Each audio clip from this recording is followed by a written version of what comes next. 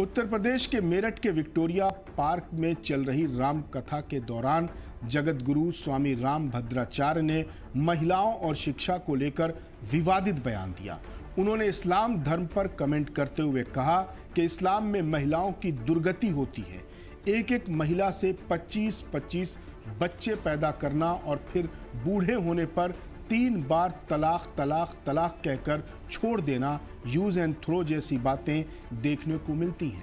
उन्होंने दावा किया कि हिंदू परंपरा में ऐसा नहीं होता। यहाँ माँ को पिता से बड़ा दर्जा दिया जाता है। हिंदू धर्म ही ऐसा है जहाँ महिलाओं को देवी कहा जाता है, जबकि दूसरे धर्मों में उन्हें बेबी या बीवी कहा जाता है। उनके इस बयान का जवाब देते हुए ऑल इंडिया मुस्लिम जमात के सदर मौलाना शहाबुद्दीन रिजवी ने कहा कि आए दिन कथावाचक मुस्लिम महिलाओं को लेकर बेतुकी बयानबाजी करते रहते हैं, जो बेहद गलत है। उन्होंने कहा कि इस्लाम में महिलाओं को बहुत इज्जत दी जाती है। यहाँ तक कि ज़मीन जायदाद का बंटवारा होता है तो भाइयों के साथ इस्लाम में बहनों को भी बराबर का हिस्सा देने का हुक्म है और दिया भी जाता है।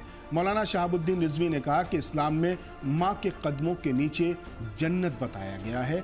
ऐसे में ये कहना बिल्कुल गलत होगा कि इस्लाम में महिलाओं को इज्जत नहीं दी जाती।